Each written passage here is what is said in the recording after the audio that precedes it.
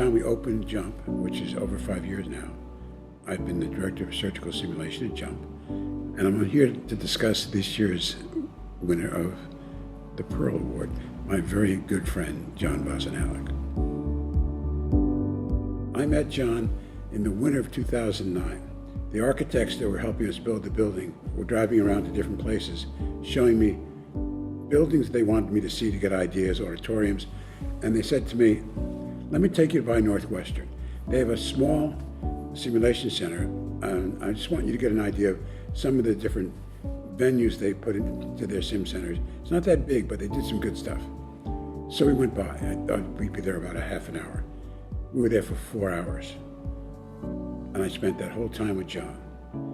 And I picked his brains, and he showed me every nook and cranny of that building. But what I was really interested in was what he had to say and how he thought. And when I came back here to Peoria, I said to the folks here, I found our guy. John is passionate. He is a creative thinker. He really knows how to push the boundaries of thinking to get results. I mean, and that's clear just in all of his work that he's done over the last few years. So Dr. Vozenilek has a combination of talents which is not really very easy to find. So he can see the big vision, and he can be creative, so he can think outside the box about how you might do things different than the ways that they're traditionally done, which is a really critical skill. But he can partner that with an idea of how to operationalize that. So it's not just big dreams and big vision, but it's big dreams and big visions, and then how do you actually bring those to reality? And the partnering of those two skills is relatively rare, and one of the reasons I think he's been so successful at bringing JUMP forward. The plan was to, we got to get this guy to lead our program, and so we all conspired to do that. Voz has, from day one, he's had an understanding of the culture of philanthropy like none other.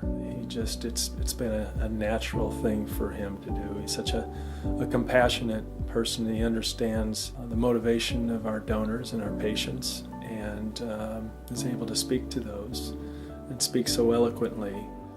Dr. Vozenilek, he is like a dual-brained creative genius, because he's somebody that can see opportunity across fields.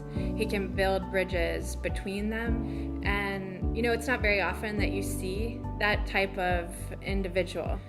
It's just such a unique quality. I mean, there might be a handful of people who could operate and run one of the world's largest simulation centers, but there's not a whole lot of people who could create it and grow it and make it thrive. That requires a different skill set.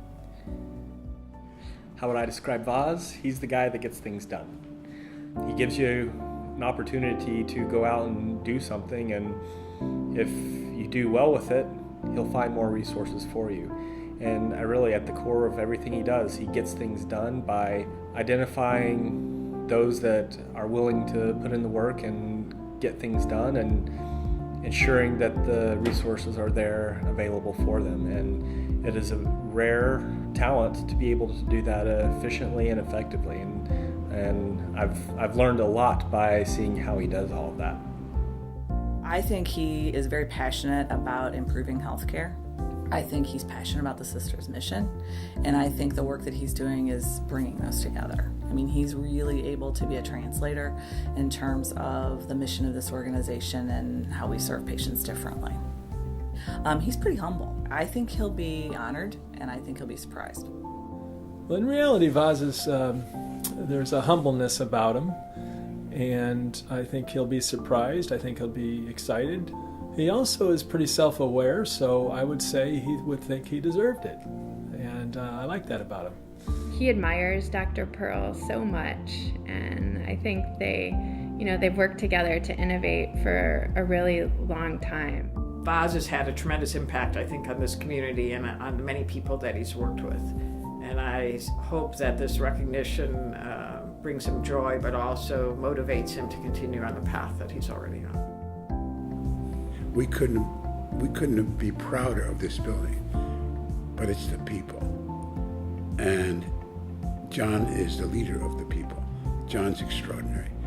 He's a visionary. He is internationally known for simulation and for simulation research and education, and he is the real deal.